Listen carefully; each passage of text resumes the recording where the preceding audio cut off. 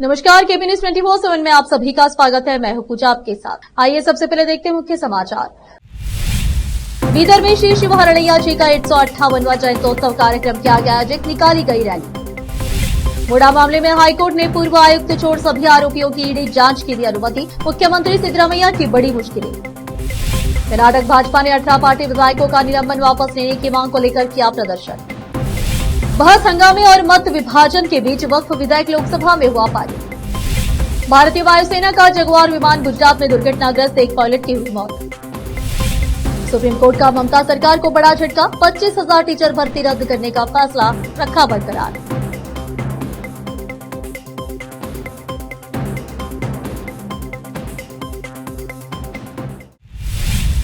अब समाचार विस्तार से। श्री शिव हरड़ैया समाज संघ बीदर के नूतन पदाधिकारियों की ओर से श्री शिव हरड़ैया जी का 858वां जयंत्योत्सव कार्यक्रम बीदर शहर के हरड़ैया चौक पर आयोजित किया गया। इस कार्यक्रम का उद्घाटन कर्नाटक के cabinet minister for forest and ecology and Bidar incharge minister Eshwar Khandre ने पौधे को पानी डालकर उद्घाटन किया। इस अवसर पर अन्य लोग भी उपस्थित थे। इस अवसर पर संबोधित करते हुए ईश्वर खंड्रे ने कहा कि मैंने शिव शरण हरड़ैया जी की जयंती समारोह में भाग लिया और हरड़ैया शरण के सिद्धांतों और सामाजिक सुधार के संदेश को याद किया। समानता, भाईचारे और सामाजिक न्याय के लिए हरड़ैया शरण के सबक आज भी अनुकरणीय है और उनके आदर्शों का पालन करना एक सच्चा सम्मान है। इस अवसर पर समाज के गुरु और राजकुमार तिलेकर, हुग्गे पाटिल, संजय कुमार दाना, सुभाष शमिलापुरे, विद्यावती तुगावे और अन्य लोग उपस्थित रहे। इस अवसर पर एक रैली भी निकाली गई, जिसमें भारी संख्या में लोग शामिल रहे। केबी न्यूज के कैमरामैन महेश जी का कवरेज। देश विदेश और स्थानीय समाचारों के लिए चैनल को लाइक, शेयर और सब्सक्राइब जरूर करें। कर्नाटक हाईकोर्ट ने बुधवार को प्रवर्तन निर्देशालय ईडी को मैसूर शहरी विकास प्राधिकरण मुडा भूखंड आवंटन मामले में मुडा के पूर्व आयुक्त डीबी नटेश को छोड़कर सभी आरोपियों की जांच करने की अनुमति दे दी। इसके चलते मामले में आरोपी सीएम सिद्धरामैया की मुश्किलें बढ़ सकती है। मुख्य न्यायाधीश श्री एनवी अंजरिया और जस्टिस केवी अरविंद की खंडपीठ ने फैसला सुनाया कि ईडी को कानून के अनुसार अन्य आरोपियों के खिलाफ जांच आगे बढ़ाने का अधिकार है। ईडी ने एकल न्यायाधीश की पीठ के आदेश पर रोक लगाने की मांग करते हुए खंडपीठ का दरवाजा खटखटाया था, जिसने नटेश को जारी समन को रद्द कर दिया था। अदालत ने कहा कि पीएमएल अधिनियम के तहत जांच में बाधा नहीं डाली जाएगी या उसे रोका नहीं जाएगा। जांच अधिकारी प्रवर्तन निर्देशालय को बुधवार एकल न्यायाधीश के निर्णय और आदेश के बावजूद मामले की जांच करने की अनुमति दी जाती है। लोकायुक्त के साथ साथ ईडी भी मुडा साइट आवंटन मामले की जांच कर रहा है, जिसमें मुख्यमंत्री सिद्धरामैया, उनकी पत्नी पार्वती बीएम, उनके भाई मल्लिकार्जुन स्वामी और भूमि विक्रेता देवराज आरोपी है। कर्नाटक विधानसभा से 18 भाजपा विधायकों के निलंबन को तानाशाही और अलोकतांत्रिक करार देते हुए विपक्षी भाजपा ने बुधवार को विरोध प्रदर्शन किया और विधानसभा अध्यक्ष यूटी खादर से बिना देरी किए फैसले को वापस लेने की मांग की। यहां विधानसभा परिसर में केंगल हनुमंतैया की प्रतिमा के सामने प्रदर्शन करते हुए भाजपा विधायकों ने हाथों में तख्तियां लेकर नारे लगाए और अध्यक्ष को एक तरफा और कांग्रेस समर्थक बताया। उन्होंने चेतावनी दी कि यदि निलंबन तत्काल वापस नहीं लिया गया तो वे विरोध प्रदर्शन तेज कर देंगे। एक अभूतपूर्व कदम के तहत 21 मार्च को कर्नाटक विधानसभा से 18 भाजपा विधायकों को अनुशासनहीनता दिखाने और अध्यक्ष का अनादर करने के आरोप में 6 महीने के लिए निलंबित कर दिया गया था, जिसके बाद जब उन्होंने बाहर जाने से इनकार कर दिया तो मार्शलों ने उन्हें सदन से बलपूर्वक बाहर निकाल दिया। मुख्यमंत्री सिद्धरामैया ने बुधवार को यहां नए कर्नाटक भवन का उद्घाटन किया, जिसकी लागत मूल योजना से कहीं अधिक थी और निर्माण में 4.5 साल की देरी हुई। इस कार्यक्रम में कांग्रेस अध्यक्ष मल्लिकार्जुन खड़गे, उप मुख्यमंत्री डीके शिवकुमार, पीडब्ल्यूडी मंत्री सतीश जारकिहोली और अन्य नेता मौजूद थे। चाणक्यपुरी में नए कर्नाटक भवन के निर्माण को पहली बार 2019 में 81 करोड़ रुपए की लागत से मंजूरी मिली थी और बेंगलुरु स्थित कंपनी ने 66.01 करोड़ रुपए और 14% जीएसटी को छोड़कर में टेंडर हासिल किया था। प्रशासनिक आदेश के अनुसार परियोजना को 2 साल यानी 2021 में पूरा किया जाना था। हालांकि 2020 में राज्य सरकार ने परियोजना लागत को संशोधित कर 120 करोड़ रुपए कर दिया। ऐसा लोक निर्माण विभाग की ओर से जारी बयान में कहा गया है। अब फिलहाल एक छोटा सा ब्रेक।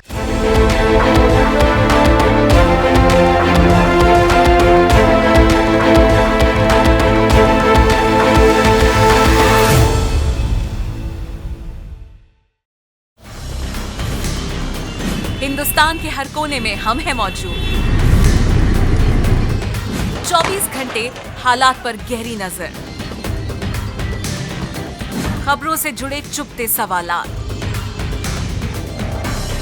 और आपको दिखाता है धार्मिक, सामाजिक, राजनीतिक, लोकल और इंटरनेशनल न्यूज की सबसे बेहतर कवरेज, जो आपको रखती है हर पल बाखबर।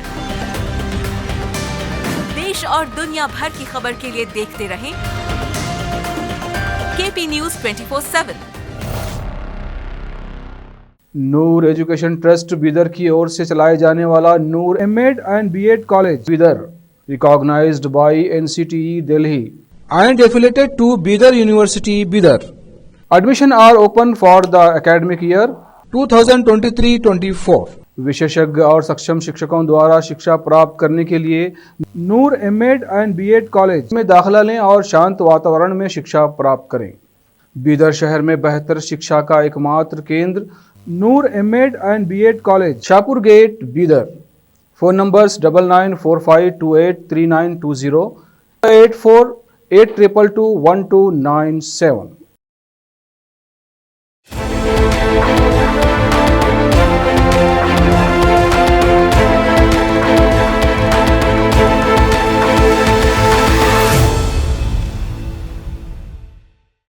ब्रेक के बाद आप सभी का स्वागत है। आइए देखते हैं देश के अन्य समाचार। बेलगावी जिले के लोखकुर गांव की निवासी 28 वर्षीय विधवा ने एक निजी बस के चालक और कंडक्टर तथा एक तीसरे व्यक्ति पर 31 मार्च को चन्नापुर गांव के निकट उसके साथ कथित रूप से बलात्कार करने का आरोप लगाया। अरसीकेरे पुलिस थाने में पीड़िता द्वारा दर्ज कराई गई शिकायत के अनुसार वह अपने बच्चों के साथ उचांगी दुर्गा मेले में भाग लेने के बाद निजी बस से दावणगेरे वापस जा रही थी। तभी 3 संदिग्धों ने वाहन में उसके साथ कथित तौर पर बलात्कार किया। शुरुआत में पीड़िता ने तीनों व्यक्तियों के खिलाफ मारपीट और शील भंग करने की शिकायत दर्ज कराई थी, लेकिन बाद में 1 अप्रैल को वह तीनों आरोपियों के खिलाफ यौन उत्पीड़न और SC/ST अत्याचार का मामला दर्ज कराने के लिए दोबारा पुलिस थाने पहुंची। वक्फ संशोधन विधेयक 2025 गुरुवार को लोकसभा में पारित हो गया। अल्पसंख्यक मामलों के मंत्री किरेन रिजिजू ने बुधवार को विधेयक सदन में पेश किया और चर्चा का जवाब देते हुए उन्होंने बताया कि यह मुस्लिम समुदाय के हित में है। विधेयकों को 288 के मुकाबले 232 मतों से सदन की मंजूरी मिल गई। इस महत्वपूर्ण विधेयक को पारित कराने के लिए सदन की बैठक रात लगभग 2 बजे तक चली। इसके अलावा मुसलमान वक्फ अधिनियम 1923 का निरसन करने वाला मुसलमान वक्फ निरसन विधेयक 2024 भी सदन में ध्वनि मत से पारित हो गया। गुजरात के जामनगर में भारतीय वायुसेना का उड़ाकर लड़ाकू विमान देर रात दुर्घटनाग्रस्त हो गया। जानकारी के अनुसार बुधवार यानी 2 अप्रैल को गुजरात के जामनगर में IAF स्टेशन के पास जगुआर लड़ाकू विमान प्रशिक्षण मिशन के दौरान दुर्घटनाग्रस्त हो गया। भारतीय वायुसेना ने पोस्ट करके बताया कि जामनगर एयरफील्ड से उड़ान भर रहा IAF जगुआर 2 सीटर विमान रात्रि मिशन के दौरान हादसे का शिकार हो गया। दुर्भाग्य से एक पायलट की मृत्यु हो गई, जबकि दूसरे का जामनगर के एक अस्पताल में इलाज चल रहा है। लोकसभा में वक्फ बिल संशोधन पर 11 घंटे से अधिक समय तक बहस चली। बहस के अंतिम घंटे में ऑल इंडिया मजलिस इत्तेहादुल मुस्लिमीन AIMIM प्रमुख असदुद्दीन ओवैसी ने अपनी बात रखी। ओवैसी ने लोकसभा में वक्फ संशोधन बिल को लेकर केंद्र सरकार पर जमकर निशाना साधा। असदुद्दीन ओवैसी ने कहा कि ये बिल मुस्लिमों के साथ अन्याय है, एक जंग का ऐलान है। हमारे मदरसों और मस्जिदों को निशाना बनाया जा रहा है। ये सरकार झूठ बोल रही है कि इससे गरीब मुसलमानों को भला होगा। मैं बिल का विरोध करता हूं, ये संविधान के 25 का उल्लंघन है। ओवैसी ने आगे कहा कि बीजेपी बोल रही है कि इस बिल से कुछ नहीं होगा, लेकिन इस बिल से मुसलमानों के अधिकारों को छीना जा रहा है। इससे तो प्राचीन मंदिरों की हिफाजत होगी, मंदिरों की नहीं। सरकार हमें गलत जानकारी दे रही है। लोकसभा में वक्फ संशोधन विधेयक 2025 पारित होने के बाद कांग्रेस सांसद और जेपीसी सदस्य इमरान मसूद ने गुरुवार को काला दिन करार देते हुए कहा कि वे अदालत जाएंगे और इस विधेयक के खिलाफ लड़ेंगे। मसूद ने कहा कि यह एक काला दिन है, यह हमारे अधिकारों पर हमला है। मुस्लिम समुदाय और वक्फ दोनों को इससे नुकसान होने वाला है। यह दिन इतिहास में एक काले दिन के रूप में दर्ज किया जाएगा। हम अदालत जाएंगे और इस विधेयक के खिलाफ लड़ेंगे। पश्चिम बंगाल शिक्षक भर्ती घोटाले मामले में ममता सरकार को बड़ा झटका लगा है। 25,000 शिक्षकों और गैर शिक्षण कर्मचारियों की भर्ती रद्द करने के कलकत्ता हाईकोर्ट के फैसले को सुप्रीम कोर्ट ने बरकरार रखा है। CJI संजीव खन्ना और जस्टिस संजय कुमार की बेंच ने पश्चिम बंगाल शिक्षक भर्ती घोटाला मामले में यह फैसला सुना है। सुप्रीम कोर्ट का यह फैसला 25,000 शिक्षकों और स्कूल कर्मचारियों को लेकर आया है। सुप्रीम कोर्ट ने शिक्षक भर्ती मामले में न सिर्फ अपना फैसला सुनाया, बल्कि इस भर्ती को टेंटेड और दूषित भी करार दिया। करीब 25,000 शिक्षकों और स्कूल कर्मचारियों की नौकरी रद्द करने के कोलकाता हाईकोर्ट के आदेश के खिलाफ राज्य सरकार ने सुप्रीम कोर्ट में याचिका दायर की। साल 2016 की नियुक्तियों को भ्रष्टाचार के चलते कोलकाता हाईकोर्ट ने रद्द किया था। इसके साथ ही इन शिक्षकों को वेतन ब्याज समेत लौटाने कहा था। पश्चिम बंगाल सरकार की याचिका के अलावा 123 दूसरी याचिकाओं पर भी सुप्रीम कोर्ट ने सुनवाई की है। अब फिलहाल एक और छोटा सा ब्रेक। हिंदुस्तान के हर कोने में हम हैं मौजूद। 24 घंटे हालात पर गहरी नजर, खबरों से जुड़े चुपते सवालात और आपको दिखाता है धार्मिक, सामाजिक, राजनीतिक, लोकल और इंटरनेशनल न्यूज की सबसे बेहतर कवरेज जो आपको रखती है हर पल बाखबर। देश और दुनिया भर की खबर के लिए देखते रहें केपी न्यूज 24/7। ब्रेक के बाद आप सभी का स्वागत है। आइए देखते देश के अन्य समाचार। लोकसभा के बाद आज राज्यसभा में वक्फ बिल पेश होने जा रहा है। उससे पहले ही मल्लिकार्जुन खड़गे बरस पड़े। राज्यसभा में विपक्ष के नेता मल्लिकार्जुन खड़गे ने गुरुवार को अनुराग ठाकुर पर पलटवार किया। उन्होंने लोकसभा में अपने ऊपर लगाए गए आरोपों को निराधार बताया। खड़गे ने कहा कि अनुराग ठाकुर की टिप्पणियों से उनकी प्रतिष्ठा को नुकसान पहुंचा है। उन्होंने बीजेपी सांसद को चुनौती दी कि वह अपने आरोप साबित करे, नहीं तो इस्तीफा दे। राज्यसभा में शून्यकाल के दौरान यह मुद्दा उठाते हुए कांग्रेस अध्यक्ष मल्लिकार्जुन खड़गे ने कहा कि बीजेपी सांसद अनुराग ठाकुर को निचले सदन में वक्फ विधेयक पर बहस के दौरान की गई अपनी मान हानिकारक टिप्पणी वापस लेने के लिए मजबूर होना पड़ा। खड़गे ने कहा कि लेकिन नुकसान हो चुका है। उन्होंने इस मुद्दे पर अनुराग ठाकुर के साथ साथ राज्यसभा में सदन के नेता जेपी नड्डा से भी माफी की मांग की। बॉलीवुड अभिनेत्री ऋचा चड्ढा अपनी फिल्मों के अलावा बेबाकी से अपनी राय रखने के लिए भी जानी जाती है। अब एक बार फिर अभिनेत्री ने एक मामले पर अपनी राय रखी है। उन्होंने तेलंगाना में 400 एकड़ की वन भूमि को नष्ट किए जाने पर कांग्रेस सांसद राहुल गांधी और तेलंगाना के मुख्यमंत्री रेवंत रेड्डी की आलोचना की है। अभिनेत्री ने सोशल मीडिया पर इस मामले से जुड़े एक वीडियो को अपने एक्स अकाउंट पर रीशेयर करते हुए राहुल गांधी को मेंशन करते हुए लिखा, राहुल गांधी बहुत मोहब्बत हो गई, कुछ मोहब्बत प्रकृति के लिए भी करो। अपने इस पोस्ट में ऋचा चड्ढा ने तेलंगाना के मुख्यमंत्री रेवंत रेड्डी को भी मेंशन किया। ऋचा इस मामले पर लगातार सक्रिय दिख रही है और वो इस पूरे मामले को लेकर लगातार ट्वीट कर रही है या लोगों के ट्वीट को रीट्वीट कर रही है। एक और पोस्ट को रीशेयर करते हुए अभिनेत्री ने लिखा कि कांचा गच्चीबौली को बचाओ, मुख्यमंत्री को टैग करो, नेतृत्व को टैग करो, जंगल किसी की व्यक्तिगत संपत्ति नहीं है।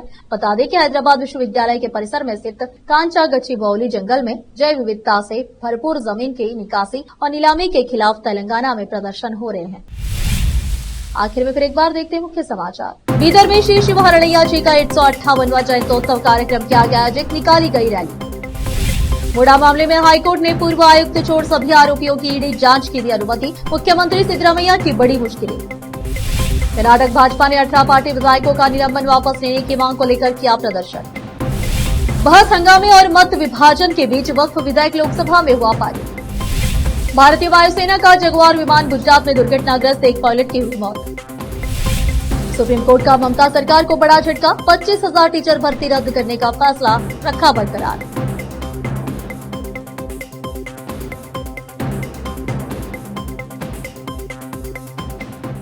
देश प्रदेश और स्थानीय समाचारों के लिए देखते रहिए आपका अपना चैनल केपी न्यूज 24/7। अधिक जानकारी के लिए चैनल को लाइक, शेयर और सब्सक्राइब जरूर करें। धन्यवाद। देश प्रदेश और स्थानीय समाचारों के लिए केपी न्यूज 24/7 को लाइक, शेयर एंड सब्सक्राइब जरूर करें।